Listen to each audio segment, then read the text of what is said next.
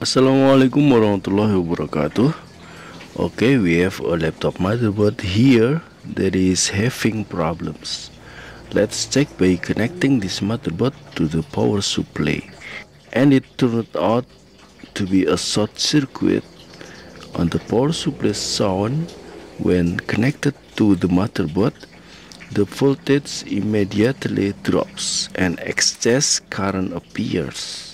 Okay, let's remove the CMOS battery first. Next, we will check the condition of the V-in line, which of course starts from a component that works as the main current sensor on this motherboard. This is a resistor component. We check using a multitester whether at this point it is shorted to the ground,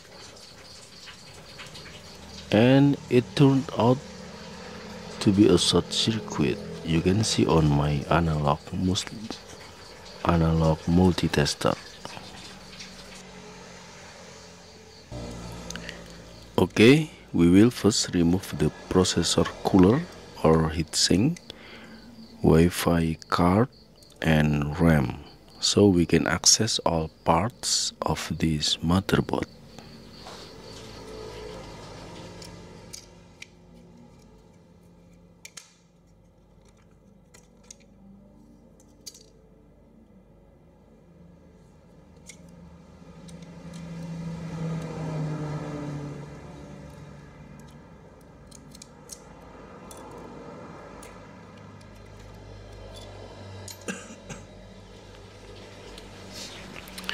The next step is that we are going to remove the main resistor, which we saw it earlier.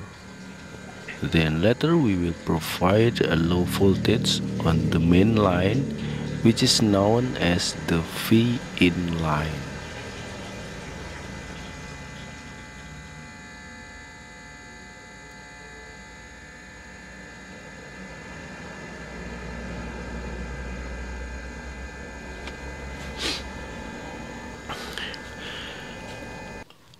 Okay, we will give a voltage with a value of 5 volts.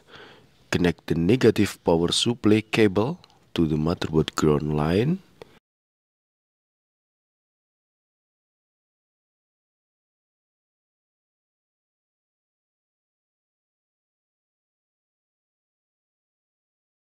Then connect the positive cable from the power supply to the V-in line.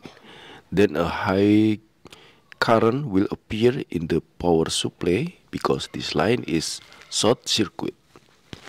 Then look for components that feel hot when touched. It is this component that we will later suspect as the source of the problem.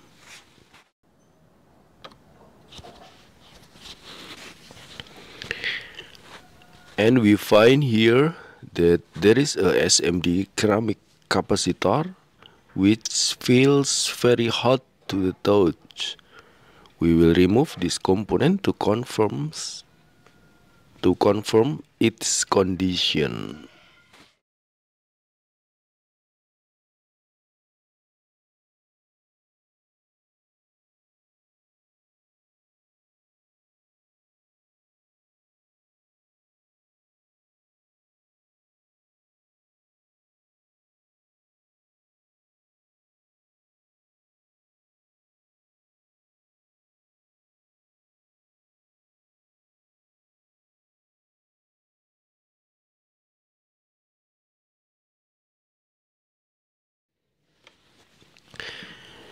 And after the capacitor is removed, this V-in line is no longer short.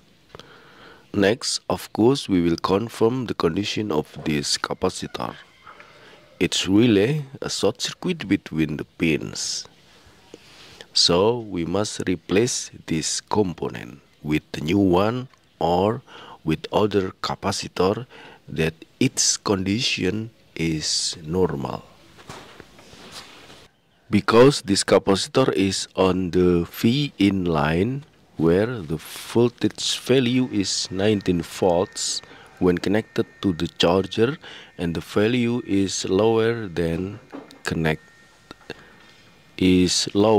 when connected to the battery only, then of course the capacitors on this line must have the appropriate specification. The voltage rating must be above 19 volts. For selecting capacitors with models like this, we can use their physical size as a reference.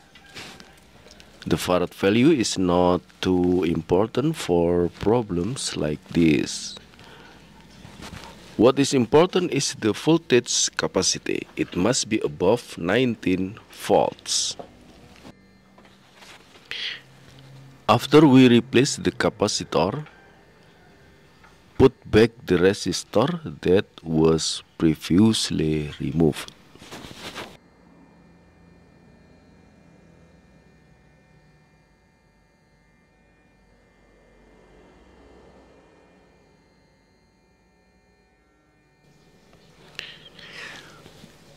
Wait a few moments until the temperature of the motherboard returns to normal. Then we return the voltage to our power supply. Then connect it to the motherboard. And now it's no longer shorted. The voltage on the power supply also doesn't drop. This indicates that the V in line is in a safe state. Finally, we reinstall the processor cooler, Wi-Fi card and RAM. Then we will test this motherboard whether it is working normally now.